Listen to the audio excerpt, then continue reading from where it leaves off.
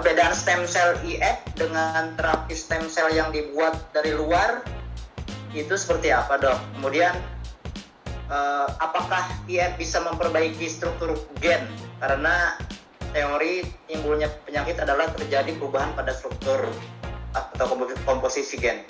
Terapi stem cell itu kan mahal, ratusan juta biayanya, dan juga baru sifatnya masih eksperimental, dan untuk kasus-kasus tertentu memang sudah bisa dilakukan, misalnya untuk stem cell jantung habis pasca serangan jantung, stem cell untuk sendi, misalnya untuk yang osteoartritis yang berat itu bisa. Tapi baru tahapnya itu penelitiannya masih awal. Kalaupun udah bisa diaplikasikan, bisa di center-center tertentu, harganya tuh mahal, ratusan juta lah gitu ya, belum murah gitu. Dulu juga pengobatan tuh selalu mahal dulu, terus nanti makin lama makin murah. Nah, stem cell itu masih mahal sekarang. Jadi kalau mau terapi stem cell itu perlu disiapkan biaya yang mahal. Ya, dan juga nggak dijamin berhasil. Nggak ada dokternya bakal ini dijamin bayar 500 juta nanti pasti berhasil. Enggak, ya coba aja gitu. Nah, kalau puasa kan gratis gitu. Kita tinggal nggak makan, malah lebih hemat, nggak makan 3 hari, stem cellnya meningkat. Nah, nggak tahu stem cellnya yang mana yang aktif. Nah, masalahnya itu aja.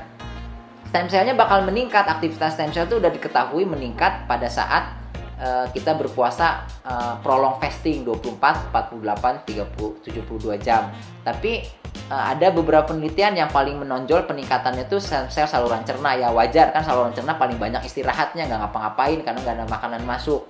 Sel-sel imun juga udah 3 hari puasa tuh sel-sel imun tuh dikatakan bener-bener banyak sekali yang sel-sel yang baru karena stem cell-nya tuh banyak yang aktif.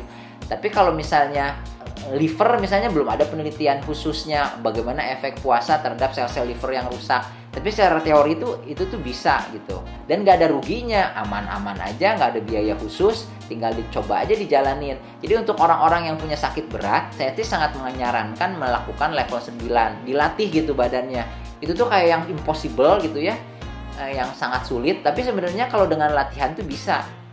Dan nggak perlu sering-sering kan, sebulan sekali, sebulan 2 kali juga udah cukup. Tapi kalau udah makin sering, kalau kita udah jalanin level 9 5 tahun gitu, itu tuh nggak ada berat-beratnya yang jalanin level 9 tuh nanti tuh. Kalau orang udah ngejalanin si level 9-nya udah rutin, saya tuh minggu ke-1 ke-3 misalnya level 9 selama bertahun-tahun, nanti lama-lama tuh nggak ada beratnya. Kayak kita misalnya puasa Senin Kamis, kalau udah biasa kan nggak ada beratnya, puasa Senin Kamis tuh nggak terlalu berat lah. Tapi untuk orang yang pertama kali puasa Senin Kamis itu tuh kayak yang aduh capeknya minta ampun, laparnya minta ampun, godaannya sangat besar. Tapi kalau orang udah terbiasa bertahun-tahun puasa Senin Kamis kan nggak berat.